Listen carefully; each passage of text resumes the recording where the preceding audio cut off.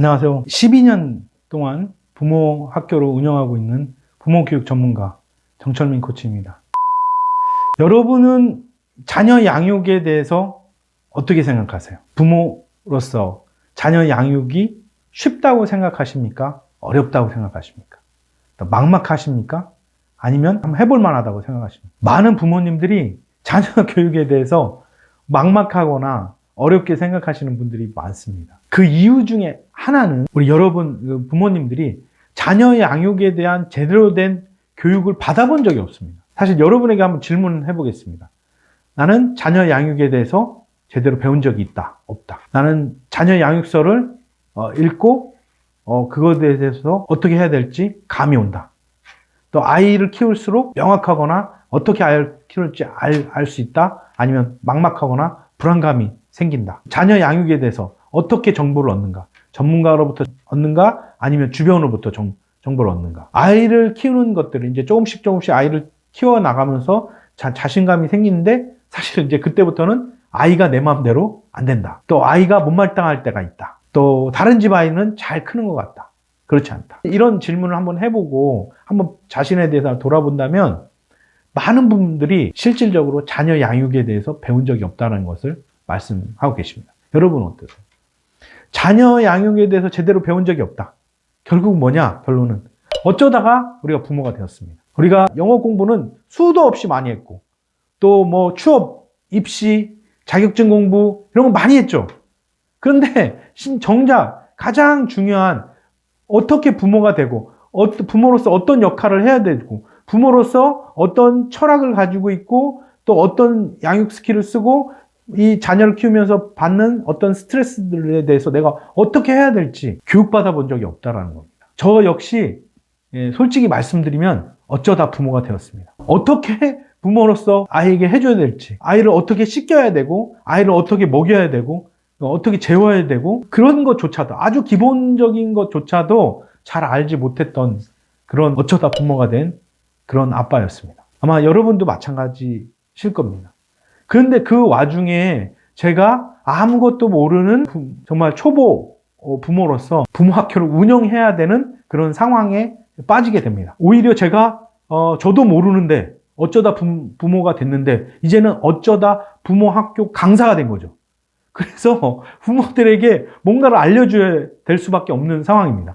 그때부터 저는 뭐 자녀 양육서, 전문가들의 어떤 이야기들 이런 데 관심을 가지고 이제 공부하기 시작했습니다. 어쩌다 부모가 되고 어쩌다 부모학교 강사가 된 사람이 바로 접니다. 얼마나 어렵겠어요. 근데 이제 여러 가지 이 과정을 통해서 12년 동안에 공부하고 경험을 쌓고 부모님들의 고민을 듣고 또 시도해보고 실패해보고 이건 안 되는구나. 저 역시 좌절해보고 또 비난도 받아보고 이런 과정을 통해서 제가 성장하게 되었습니다. 자, 제가 오늘 말씀드리는 거는 진짜 여러분들에게 반드시 알아야 될 부모로서 성공적인 자녀 양육을 위한 프레임워크, 자녀 양육에 대한 프레임이 갖춰진다면 여러분이 점점 내가 이런 부분에서 놓치고 있었구나.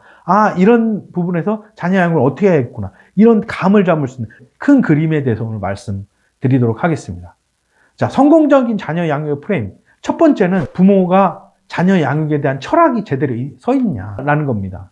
많은 부모들이 자녀를 키우는 어떤 관점, 가치관, 그런 방향 이런 것들이 있거든요. 어떤 부모님들은 나는 우리 아이가 자유롭게 자랄 수 있도록 친구 같은 부모가 되고 싶다. 또 어떤 부모는 나는 유대인들이 하는 그런 자녀 양육법을 배워서 우리 아이들을 유대인처럼 기르겠다. 또 어떤 경우는 우리 아이는 좀 더 자유롭고 자유분방하고 얽매이지 않는 그런 삶을 살 수 있도록 그런 자녀 양육을 하겠다. 그래서 프랑스 자녀 양육법, 뭐 핀란드식 자녀 양육법 이런 것도 많이 유행했습니다. 또 한때는 남자에게는 작은 소리로 또 여자에게는 말을 많이 하는 그런 자녀 양육법이 통하기도 했고 자기 가진 종교와 신앙에 따라 중심에 둔 자녀 양육법을 선택하기도 하고요. 또 많은 부모님들이 우리 아이는 무엇보다도 성품과 인성이 중요한 것이다. 그래서 그 성품을 중시하는 자녀 양육법을 하시기도 하고요. 또 어떤 부모님들은 무엇보다도 인류대회를 가야 돼. 서울대를 가거나 하버드를 가야 돼. 학력을 중시하는 인류 엘리트로 만들어 보겠다. 또 그걸 넘어서 우리 아이를 영재 양육을 하겠다. 이렇게 다양한 양육법들이 있습니다. 여러분의 양육법은 무엇입니까? 내가 우리 아이를 어떻게 이끌어주고 우리 아이가 정말 자라났을 때 어떤 모습이 되도록 내가 도와주고 이끌어주겠다. 이런 것들이 자녀 양육 철학이죠. 이게 있어야 됩니다. 근데 이제 부모님들이 한국에 가장 제가 흔하게 본 자녀 양육법이 있습니다. 무엇인지 아십니까? 그것이 옆집 엄마 따라하기 양육법입니다. 예, 옆집 엄마를 무조건 딴 거 필요 없어. 옆집 엄마만 따라하는 겁니다. 되는 겁니다. 가장 비효과적인 양육법입니다. 왜? 가장 좋은 양육법은 우리 아이에게 맞는 겁니다. 또 나에게 맞는 양육법입니다. 여러분, 많은 양육법이 있지만 우리 아이를 알고 나를 알고 그 양육법이 가장 좋은 양육법입니다. 제 책 정서적으로 건강한 부모, 정서적으로 건강한 아이, 이 책을 통해서 말씀드리고자 하는 게 무엇이냐면 정서적인 건강이 기반이 되었을 때 이 아이의 잠재력이 개발되고 이 아이의 관계성이 단단하게 만들어지고 이 아이의 문제 해결력이 성장하는, 그래서 세상의 어떤 상황, 환경에 흔들리지 않고 당당하게 맞설 수 있는 정서적으로 건강한 아이. 이게 제가 말씀드리고 싶은 양육법입니다. 두 번째, 아이들이 성장 단계가 있고 발달 단계가 있거든요. 이 성장과 발달 단계에 따라 어떤 자녀 양육 스킬을 갖느냐, 이것들이 중요합니다. 아이를 바로 낳았을 때는 아이를 젖을 먹이고 유아식을 하고 또 아이를 씻기고 어떻게 재우고 하는 아이의 생존에 필요한 아주 가장 기본적인 부모들의 양육 스킬이 필요하죠. 어쩌다 부모가 된 저 역시도 이런 아주 기본적인 양육 스킬이 없어서 곤란을 겪었던 적이 한두 번이 아닙니다. 하지만 아이의 성장 단계에 따라서 반드시 갖춰야 될 양육 스킬들이 있습니다. 예를 든다면 첫 번째가 가장 중요한 게 관찰 스킬, 경청 스킬, 내 마음을 아이에게 제대로 표현하는 아이 메시지 스킬, 또 인정과 칭찬을 해주는 스킬, 격려 스킬, 이런 것들이 아이의 성장 단계나 발달 단계에 따라 부모가 반드시 갖춰야 될 그런 스킬들입니다.